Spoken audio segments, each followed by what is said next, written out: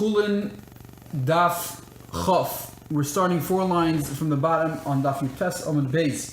Amri b'nei Rabbi Eliyahu, the sons of Rabbi Eliyahu say, Mitzvahs Melika, the proper way to do Melika is machzer simonim la'acharei ha'oref, is to pull back the simonim, which are the trachea and the esophagus, pull them back la'acharei ha'oref to the back of the neck, and then moilik, and then the kohen takes his fingernail and separates and severs the simonim and the head away from the body. Some explain what Rabbi Eliyahu's son said, af machzer, they means that it's an option to be machzer. If you want, you can. Even if you did it, it's fine.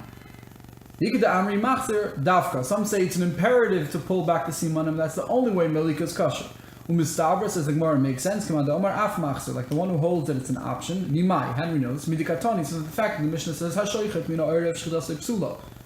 If someone wants to do shchita from the back of the neck, it's possible. Hamoilek mina orev, but if you do milika from the back of the neck, then milkasik sheira. And if you want to say that machzer dafka, that milika means when you pull back the simanim, my area moilek. Why only is moilek puzzled by? Why only is moilek kosher for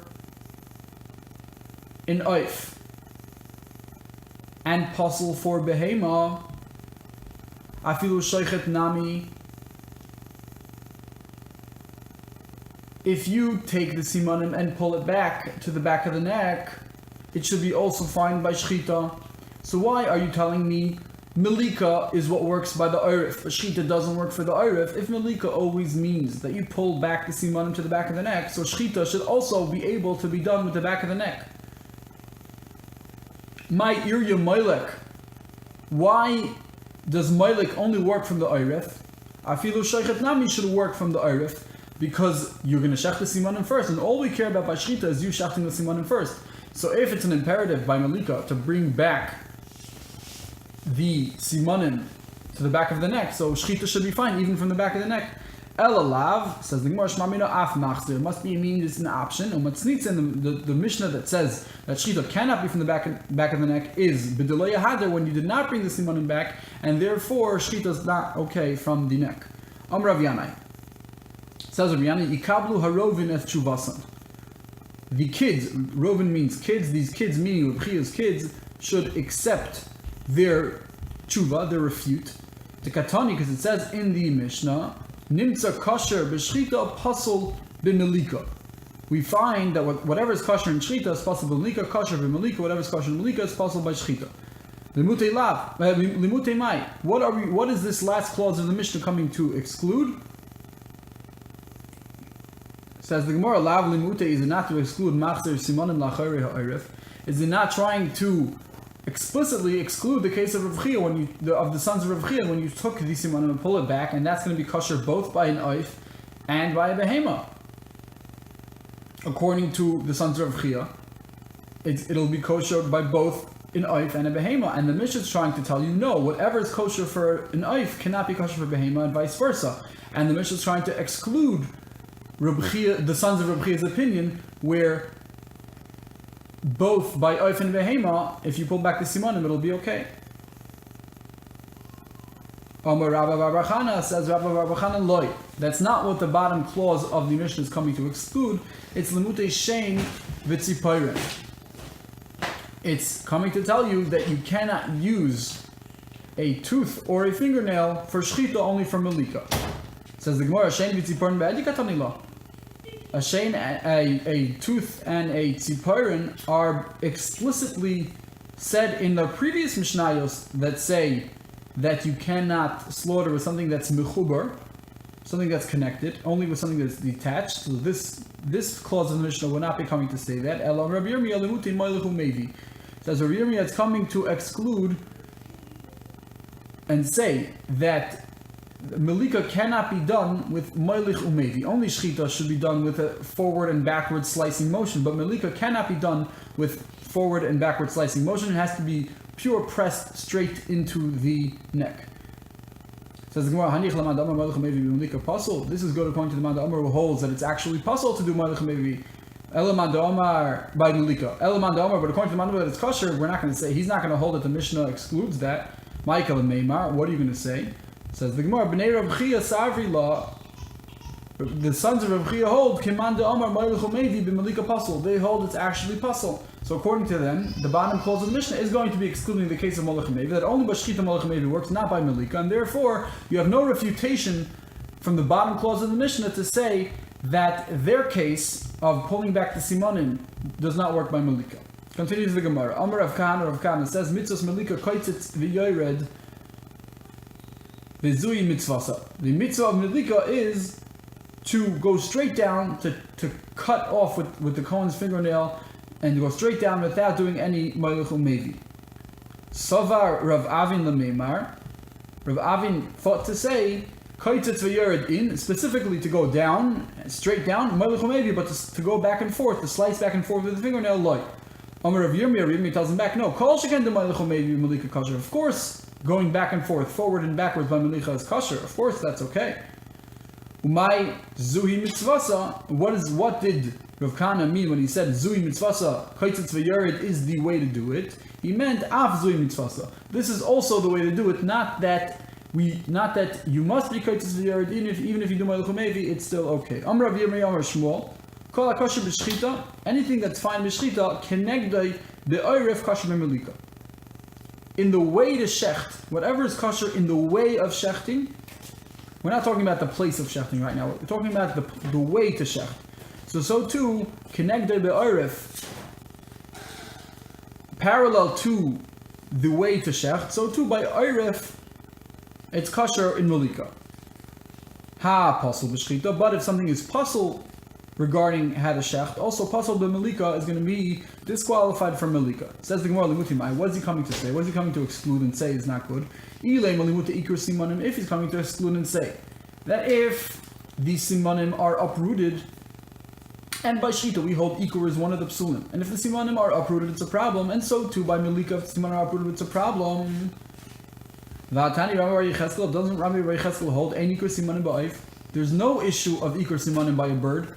When doing malika to a bird, he holds there's no issue of ikur simanim, and therefore you can't say that Shmuel is saying it's a problem. Amar Papa limute roishai.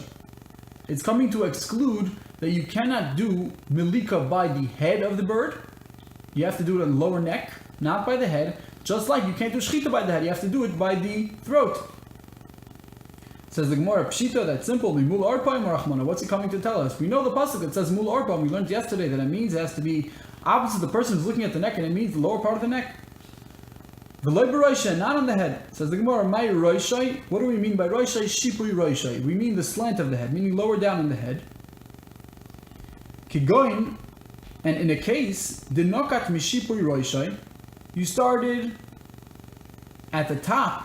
You started at the slope of his head, meaning in the wrong place of milika. You went too far up. You started at the bottom of the head, and then higrim the ozal ad demotatoy, and then you went down until you got to the right place. You went all the way down to the lower part of the neck, and that's okay. And in essence, this is the case of higrim shlish v'shachat shnei shlish. Meaning, he did Melika, he started the first third of Melika out of place, and then the last 2/3 he did it within place. This is going according to Rav Huna Marabasi, Damar Rav Huna Marabasi, Higrim Shlish, V'shochat Shnei Shlish, Psula. This is going according to the opinion that if you start off with Hagroma, and then the last 2/3 you finish off okay, he holds it's still puzzle. And Shmuel is coming to tell us that whatever is puzzle by Shchita is puzzle also by Melika. The same way by Shchita, if the first third is Hagroma and the second and the two last thirds are Shchita, it's puzzle. So too by Melika, if you do the first third out of place and the second and the last part of the Shchita okay, it's also puzzle. Omar le Rav Acha break the Rav Ashi. Says Rav Acha to Rav Ashi, Hadatani Rami bar Yecheskel. This that Rami bar Yecheskel said Ein Ikur Simonim Ba'if, that there's no application of the psul of Ikur by a bird. Lo Yamar and Ella, he only said this only according Lamanda Omar, according to the opinion that Ein Shchita Loif in Torah, that Midoraisa there's no din of Shchita for a bird. There is an opinion that holds that midoraisa you do not have to shech the bird, only midivrei seifrim.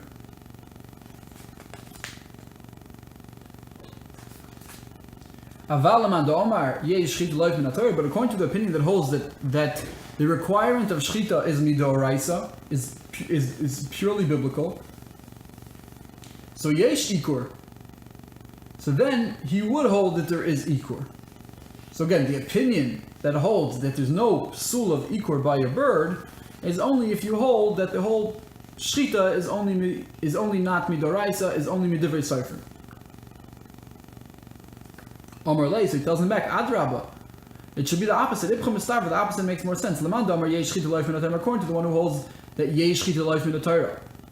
And it's a biblical thing. Rashi says that it was Nimsar l'Moshe al peh da'hainu halacha l'Moshe miSinai. So then Ika l'meimar da'achi agmarei.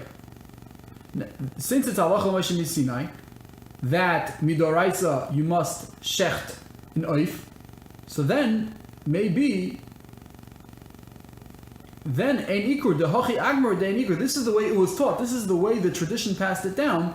That the halacha l'Moshe miSinai is that you must shecht a bird, but there's no issue of ikur.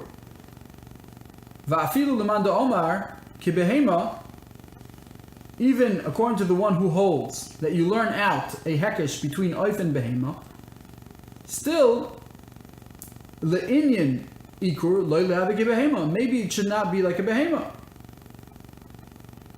because still he holds, the one who holds that we learned from a hekesh of a behema, from oif to behema, and that teaches us that shchita applies to an oif. He still, Rashi explains that the hekesh itself that explains to us that behema is learnt from that oif is learnt from behema, from the pasuk of Zois Teiras HaBehema VeHa'oif.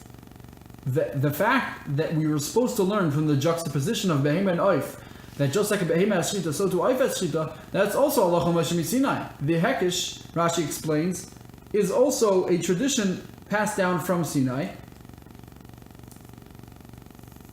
that you should learn out this hekesh. And since we have here a type of halacha l'Moshe miSinai, once we're basing this on tradition and not on pure biblical text, so therefore we can say that maybe within the tradition was brought down that even though yes there will be shchita for oif min Torah, but it'll have different dinim without ikur. But according to the opinion that holds that there's no shchita life in Torah, so then how do we know at all that you need shchita for an oif? Where are you basing it on? You're basing it on our precedent by behema. So if so, behema, so everything has to be like behema.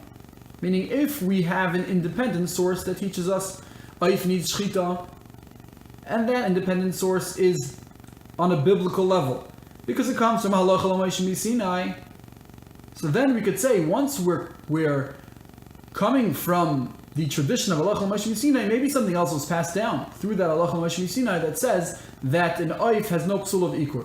But if it's us, divrei seifrim, it's the rabbanon who are formulating the halachos by oif artificially through our ability to interpret the Torah. So if we're basing it on behema, so then we have to base it fully on behema. Amar Ravina.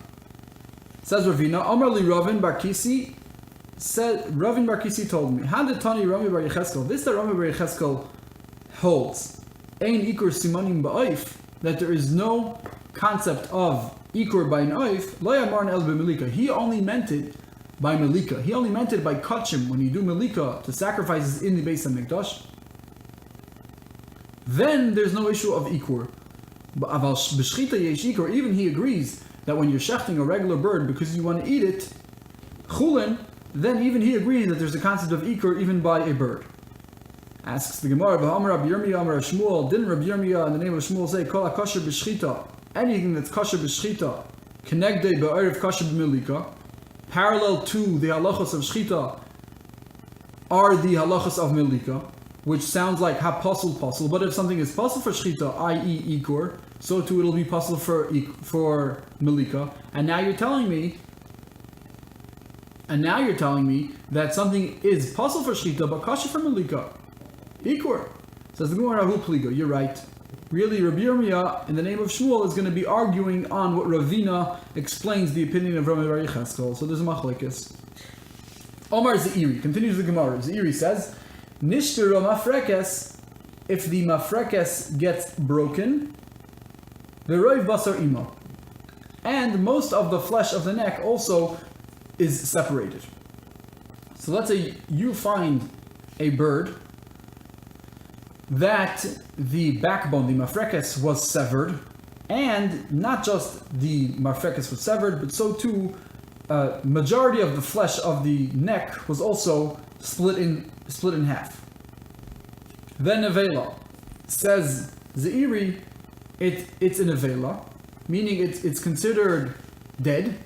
It's going to be mitame tumas nevela, even though Rashi explains he means even though it's still jumping around.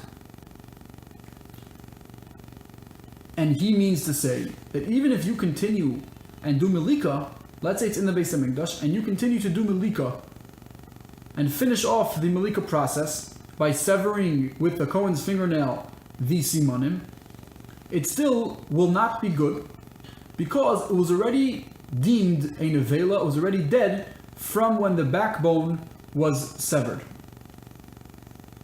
Rav Chisda tells him back, Afana nami tanina. We learned this already. We know this already. From where? From the Raisa that says molak bisakin. If you did melika with a sakin, you're supposed to do melika with your fingernail. Let's say you do melika with a knife. Then the din is mitame b'gadim abei sabliya. It makes your clothing tame when the oif is eaten and is in the place of swallowing. What this means is that in oif, in nevela sa'oif, if there's a dead bird that was not shechted, what happens is if you eat it, if you touch it, it's not mitame. It's only mitame you if you eat it. Abei sabliya, at the place, the base is like a house, meaning the place of swallowing. So when you swallow it, that's when it makes you tame and makes your clothing tame.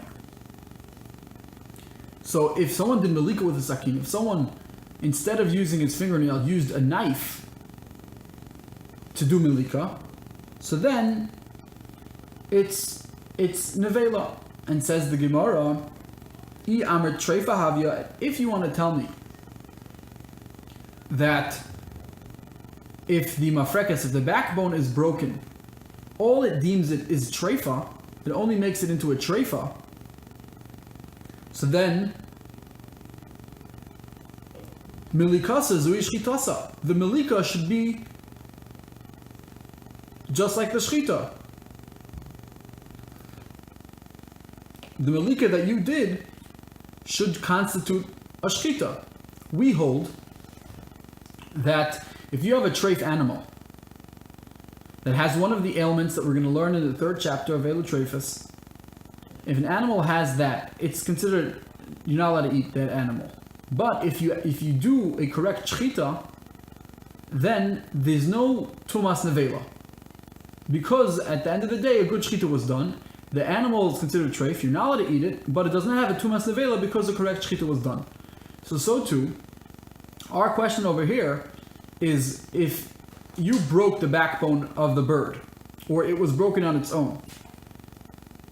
If it has a din of a treifa, which means if you continue with a malika or you continue with a shchita, it'll be not kosher, but it would not be tameh. Then, when this Kohen took this knife and severed the backbone, it should only be a problem of treifa, and when he continues to slaughter with the knife the rest of the simanim, it should be okay. It should be okay in the sense that it's not tamei tumas nevela, and because it was only a treifa. From the fact that we see that it is tamei tumas nevela and it's mitame b'godim abei sabliya, we see that severing the backbone makes it into a bona fide nevela. It's a totally dead animal. And now when you continue to break the simanim, to shech the simanim with a knife, it will not be moitzi it midei nevela, it will remain a nevela. And you see from here that when a backbone is severed, it's considered dead and it's nevela, and therefore he's saying we already have precedent to the statement of Zeiri. So just to recap, Zeiri's statement was that if you find a bird with a severed backbone, and much of the flesh is also severed, so he says that that animal is not treif, it's nevela. And the nafkamina would be the consequential difference between whether it's considered dead and a nevela or just a treifa, because it's still running around, and it's still mefarcheses, which means that it's walking around, it's running around like a chicken without its head, it's still moving, so it still has some life to it.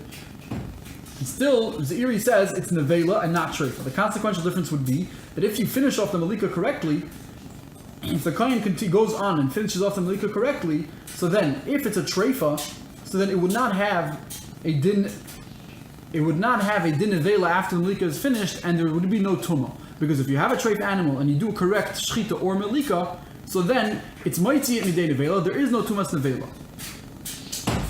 But Zeiri says that's not the case. Well, once the backbone is severed, we look at it as if it's a full nevela, and even if you do the malika correctly, it will not be constituted. It will not be moitzi midei nevela. It'll stay nevela and it'll stay tamei.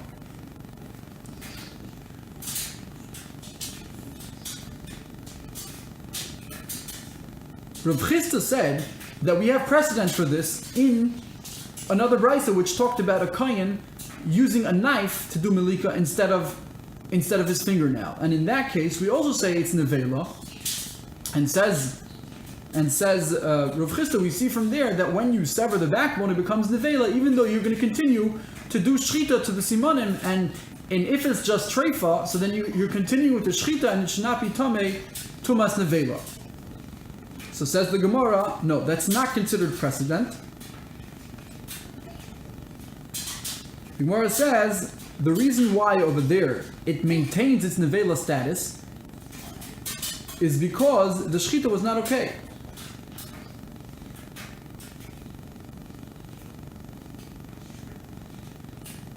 Amri, Hassam, we answer back the precedent and say that no, over there it won't help to be moitzi midei nevela. Mishum delav shchita, over there it's not shchita. Klal, it's not shchita at all. My timer.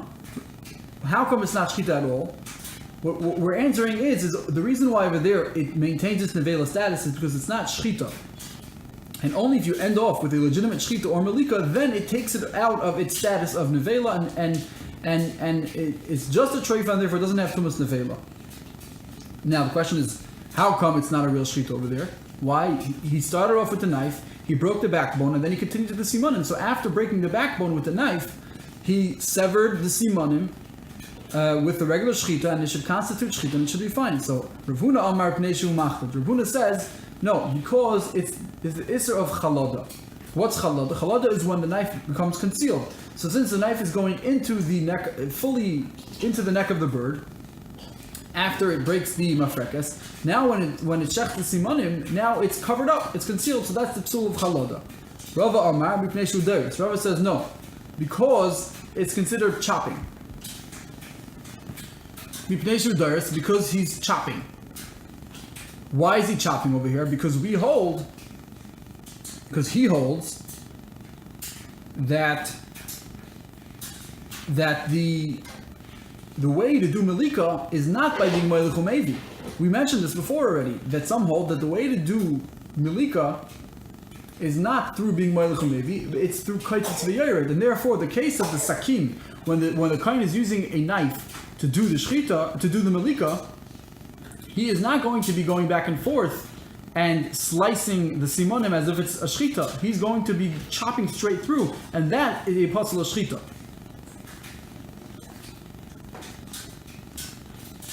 So one opinion holds the reason why it's not a good shchita, and therefore it's not moitzi midei nevela, is b'pnei shu machlid, and Rava b'pnei shu doros. Man da Omer b'pnei shu machlid, the one who holds that the reason is because it's chalada. My time Rava b'pnei shu doros. Why doesn't he say the reasoning of doros? Kasovar, he holds that moilech umevi is kosher in malika.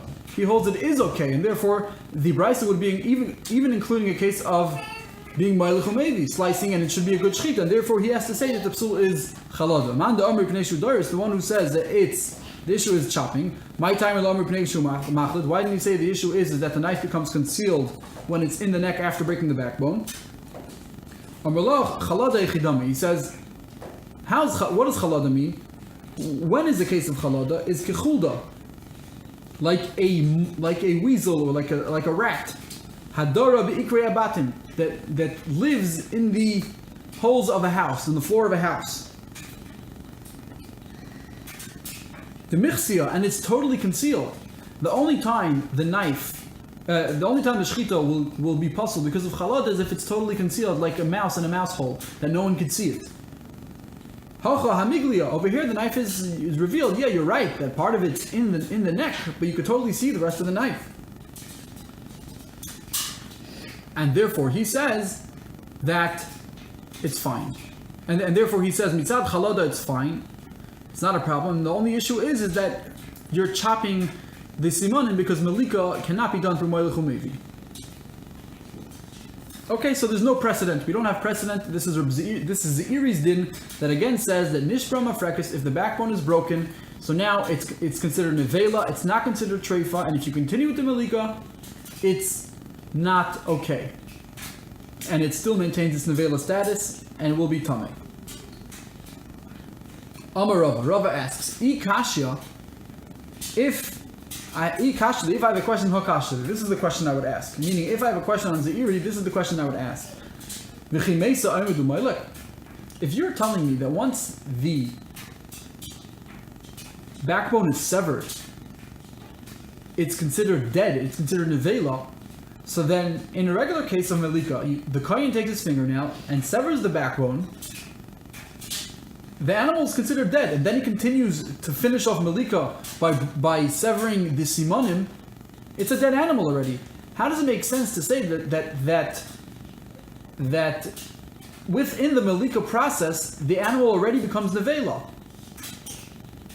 So Rashi explains that if you say it's treifa, meaning if Ze'iri is wrong, and when you break the mafrekis it only becomes treifa and not nevela, so then Rava says it's okay. Why? Because we know that just like by regular shechita, when you shecht an animal, if you shecht the esophagus and you make a teeny hole in the esophagus,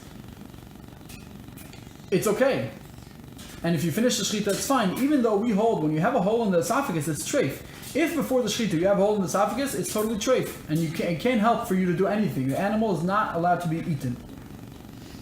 Still, within the process of shechita, if when you shecht, you obviously make a nick in the esophagus, because that's how you shecht the esophagus, by cutting it through, it's going to be okay.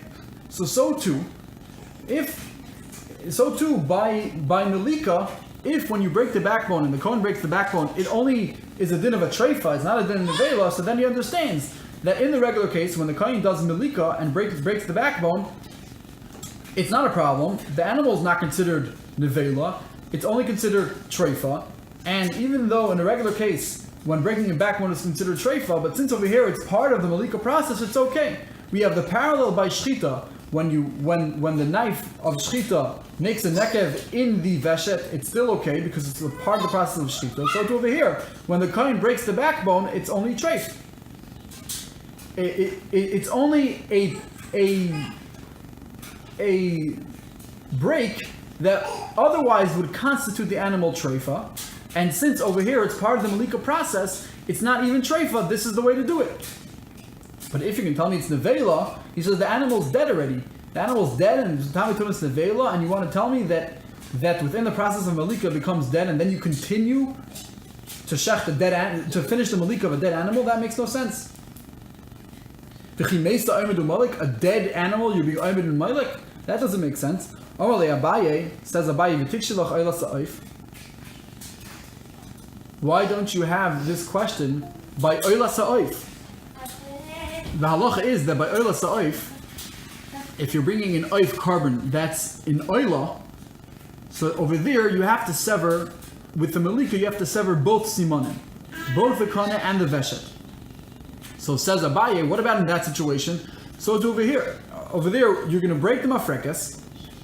according to you, Rava, even if you want to say that only would make it treifa in other circumstances, you're going to break mafrekas, and then you're going to break one of the simanim, and then you have to break the other siman. So, but after breaking one siman, the animal's already dead. So also over here, you hold that you have a dead animal that you're continuing to do malika even after it's dead. You for sure agree that after you break one siman, the animal's already considered dead.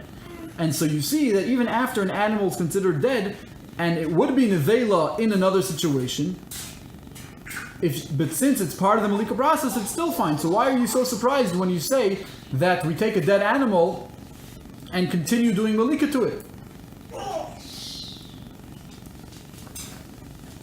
So it says that this is Abaye's question. You should have a question. You should have a question by Elosaif also. The Abaye shnei simanim that needs 2 simanim to be shechted. V'chimesa, and even once it dies, he continues to do malika. So Amar Lei tells him back, Hasam is kedei lekayim b'mitzvah havdalah. Over there, no. The malika is over. The malika is over by 1 siman. That for sure, he says. But the only reason why we have to sever the second one is because the Torah says you have to be mavdil. That's a separate din. That by an oila sa'if, you have to be mavdil the head from the guf. And since there's a separate mitzvah of being mavdil, of separating the head from the guf, from the body of the bird, therefore only over there's a din that's why you have to sever the second siman. But it's not called malika. Malika would never be after the animal's already dead. Says the Gemara, ihachi or nami. So if there's a mitzvah of Havdalah, and that's why you have to do it, so maybe you have to sever the skin too. We never find it in that you have to sever the actual skin between the reish and the guf. Only that both simanim have to be shach. Says the Gemara, kol me'akev v'shchita me'akev b'Havdalah. Whatever is me'akev by shchita is me'akev by Havdalah. We call she'ena ma'akev b'shchita, whatever is not ma'akev b'shchita is not she'ena ma'akev b'Havdalah, which means to say that just like by shchita, if the let's say you go to shecht an animal and the skin of the neck is not there. It was removed while the animal was alive, and now you want to shecht it. It's still kosher. There's no problem if the or is removed. It's not treifa, there's no issue.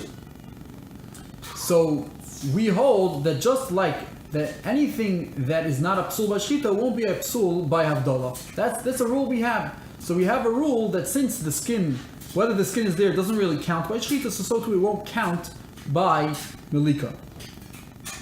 Says the Gemara, really? Is this rule true? That anything that's a problem by shchita will be a problem by havdalah? V'hamiyut simanin l'Rabbanan, according to the Chachamim, the Rabbanan, we're going to see in the next daf, hold that you have to shecht the entirety of the 2 simanim by an oif. By an oila sa'if, you have to shecht both of them entirely, not just oif, you have to shecht the entire one. So, miyut simanin l'Rabbanan, the minority of the siman, what's left, the minority that's left of the siman, according to the Rabbanan, the loy ma'akli b'shchita, by regular shchita, they hold raiv is fine. And even if there's a minority of the simanim left, it's still okay. But they are ma'akev by havdalah. By havdalah of oila sa'if, they do hold it is a problem, and you have to make sure that the entire thing is severed, not only majority, even the minority, everything has to be severed. So you see over here that the Rabbanan hold, you see that they hold that something is not ma'akev b'shchita and is ma'akev by havdalah. So why are you telling me this rule is true? This rule is not true. Ela ema kol sheyeshne b'shchita yeshne be'havdalah. What we mean to say, not anything that's ma'akev by shchita is going to be ma'akev by havdalah. Anything that exists, any din that exists at all by shchita also exists by havdalah. Because she'ena b'shchita, anything that by shchita we don't care about, eina havdalah, we're not going to care about havdalah either. Rabbi Gershom explains this to mean that anything that's part of the actual shchita process is going to be ma'akev, can be ma'akev by the havdalah and is ma'akev by the havdalah, and that's what the statement is saying. The miyut simanim, according to the Rabbanan, yes, the miyut, even by shchita, even though it's not ma'akev by shchita, the miyut simanim, but they're still part of the shchita process. You're shechting the simanim, so the minority is also part of that process, and therefore that's going to be ma'akev by havdalah too.